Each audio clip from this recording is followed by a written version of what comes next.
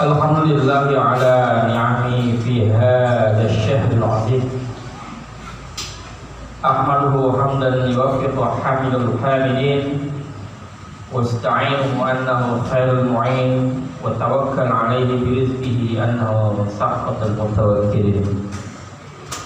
Asyhadu an la ilaha illallah wahdahu la syarika lah wa asyhadu anna Muhammadan 'abduhu wa rasuluhul mustabi wa sayyidul wara rahmatan lil 'alamin.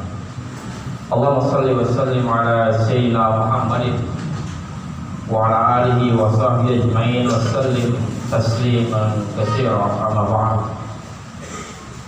Fa ya ibadallah, usikum wa nafsi bi taqwallah, faqad fazal muttaqun. Qala ta'ala fi kitabil karim, wa may yu'azzim sya'airallah fa innaha min taqwal qulub. Masyarul muslimin wa jumlatul mu'minin, sidang Jumat Jamaah Masjid Jami Al-Faizin yang dimuliakan Allah Subhanahu wa taala. Marilah sama-sama kita mengucapkan hamdalah sebagai manifestasi rasa syukur kita yang bisa kita ucapkan oleh lisan kita atas segala nikmat dan karunia Allah Subhanahu wa taala yang sampai kepada diri kita. Yang mudah-mudahan nikmat yang telah Allah berikan tersebut menjadi wasilah kita bisa bertakwa kepada Allah Subhanahu wa taala. Dan mudah-mudahan juga segala nikmat yang Allah berikan itu menjadikan kita termasuk hamba-hambanya yang bersyukur atas nikmat yang diberikan Allah Subhanahu wa taala. Salawat serta salam mudah-mudahan tercurahkan kehadiran baginda Nabi besar Muhammad sallallahu alaihi wasallam, seorang manusia agung yang terlahir sebagai nabi dan rasul yang membawa rahmat bagi semesta alam. Dan mudah-mudahan dengan kita mencintai beliau, dengan kita mencintai baginda Rasulullah sallallahu alaihi wasallam, kita termasuk orang-orang yang dicintai oleh beliau. Dan kita berharap yaumul kiamah nanti kita termasuk orang-orang yang mendapat syafaatnya. Amin amin ya rabbal alamin. Hadirin sidang Jumat rahimakumullah. Dalam tafsirnya Ibnu Katsir menjelaskan bahwa Allah Subhanahu wa taala mengutus sekitar 313 rasul dan ada sekitar 124.000 nabi. Di antara para nabi dan rasul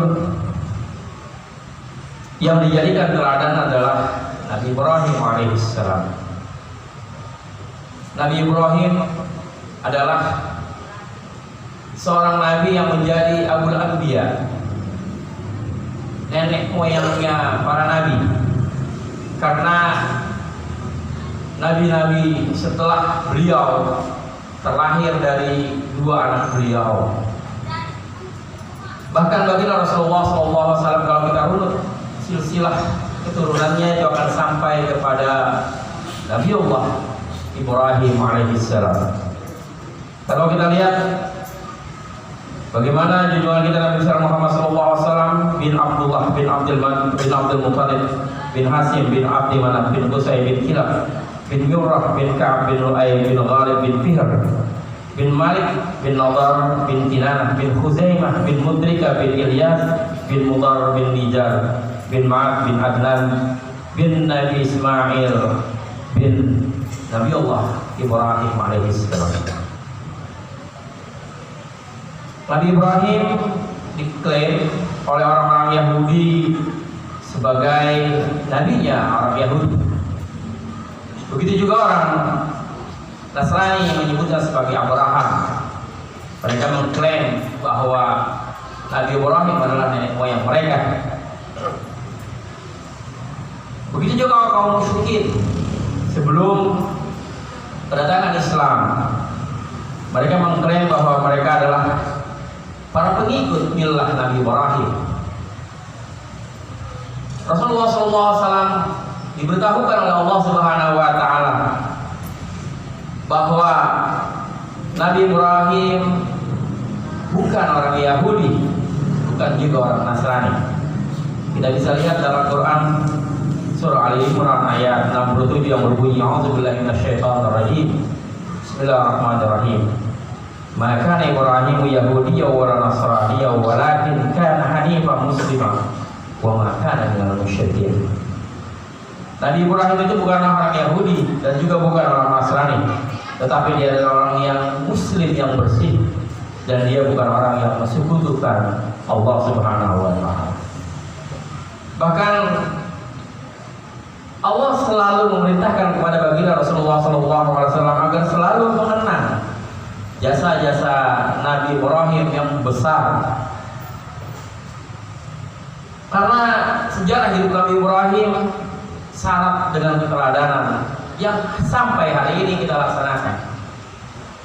Yang pertama, bagaimana ketika Nabi Ibrahim muda menghadapi kaumnya yang menyembah berhala. Hal ini diabadikan oleh Allah Subhanahu wa taala dalam surah Maryam ayat 41 sampai 47 yang berbunyi wazkur fil kitab Ibrahim. Ingatlah bagaimana sejarah Nabi Ibrahim. Innahu kana siddiqan nabiyya. Dia adalah nabi yang benar.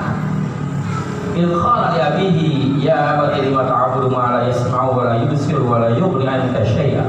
Ketika ia berkata kepada ayahnya, wahai ayahku, mengapa engkau menyembah sesuatu yang enggak bisa dengar dan enggak bisa melihat dan juga tidak bisa mendatangkan madaratan apapun sama kamu? Ya abati inni qad ja'ani minal 'ilmi ma lam ya'tika fattabi'ni ahdika siratan sawiyya. Wahai ayahku, aku mendapatkan petunjuk, aku mendapatkan wahyu dari Allah tentang hal-hal ini, agar kamu nanti kalau kamu tinggalkan menyekutukan Allah, meninggalkan menyembah berhala, kamu akan mendapatkan hidayah dari Allah Subhanahu wa taala. Disinilah Nabi Ibrahim mulai gelisah dengan keadaan kaumnya yang menyembah berhala. Bahkan ayahnya sendiri adalah sosok penting dalam masyarakat ketika itu, karena beliaulah yang membuat berhala. Namun Nabi Ibrahim membantah hal itu. Bagaimana mungkin kita menyembah sesuatu yang tidak bisa mendengar kita dan tidak bisa melihat, bahkan tidak bisa menyampaikan madarat kepada kita.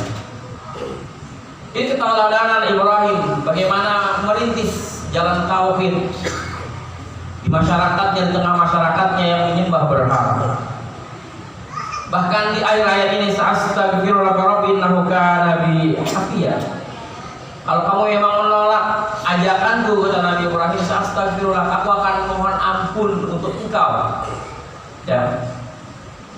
Dan mudah-mudahan Allah itu sangat baik. Di sini Nabi Ibrahim mengajak, setelah mengajak yang diajak nggak mau, didoakan. Itu tauladan yang pertama. Tauladan yang kedua, bagaimana Nabi Ibrahim menjalankan ketaatan dalam melaksanakan perintah Allah Subhanahu wa taala. Ketika beliau diwahyukan untuk menyembelih anak kesayangannya, karena Nabi Ibrahim berumur uzur ketika mendapatkan Nabi Allah Ismail, anak yang didambakan siang dan malam. Berbagai macam proses dijalani ketika itu dengan teknologi yang ada ketika itu. Dan ketika sudah mendapatkan anak, maka anaknya harus dikurbankan kepada Allah Subhanahu wa taala. Maka hal ini diabadikan oleh Allah Subhanahu wa taala sebagai bentuk ketaatan Nabi Ibrahim. Falamma aslama wa tallahu lil janin. Wa nadainahu ayya Ibrahim qad sadaqta ru'ya innaka dzalika najzil muhsinin. Allah langsung membalas ketika Nabi Ibrahim diperintahkan untuk menyembelih Nabi Ismail. Allah langsung menjawab bahwa benarlah ketaatanmu kepadaku. Bahkan ketaatan inilah yang kemudian menjadikan setan sangat hina. Kita akan lihat bagaimana perjalanan kehinaan setan di hadapan kita ketika kita lihat ritme perjalanan ibadah haji dari fase ke fase. Dan ini menggambarkan bagaimana perjuangan ketaatan Nabi Ibrahim untuk menjalankan perintah Allah Subhanahu wa taala. Dia tidak lagi mendengarkan bisikan setan yang mengatakan itu adalah dusta. Dia tidak lagi menghiraukan bisikan istrinya yang mungkin dibisiki oleh setan bahwa jangan melakukan hal itu. Maka terkenalah hal itu dengan peristiwa jumrah, melontar jumrah. Melontar jumrah adalah ketika kita menistakan setan. Karena pada saat itu kita lempar setan, dilempar oleh Nabi Ibrahim dengan batu yang menggambarkan secara filosofi bahwa kita sedang menghinakan setan. Hadirin sidang Jumat rahimakumullah. Itu keteladanan yang kedua yang kita bisa baca dari kisah Nabi Ibrahim. Yang ketiga, keteladanan Nabi Ibrahim ketika diperintahkan oleh Allah untuk merestrukturisasi Ka'bah. Ketika itu Nabi Ibrahim disuruh membuat satu pusat poros kiblat bagi kaum muslimin, Ka'bah. Yang terpikir ketika itu adalah bagaimana dia menjalankan perintah Allah sambil diiringi dengan doa kepada Allah. Bagaimana agar nanti negeri yang dibangunnya ini, cikal bakal negeri yang dibangunnya ini akan menjadi negeri yang penuh berkah dari Allah Subhanahu wa taala. Ditinggalkan keluarganya, anak dan istrinya karena perintah Allah Subhanahu wa taala. Karena dari peristiwa inilah maka Allah Subhanahu wa taala memberikan anugerah air Zam-Zam kepada keturunan Nabi Ibrahim. Inilah kisah-kisah keteladanan Nabi Ibrahim yang bisa kita ambil dan kita teladani dalam kehidupan kita. Bahwa kita harus bisa membangun fondasi tauhid.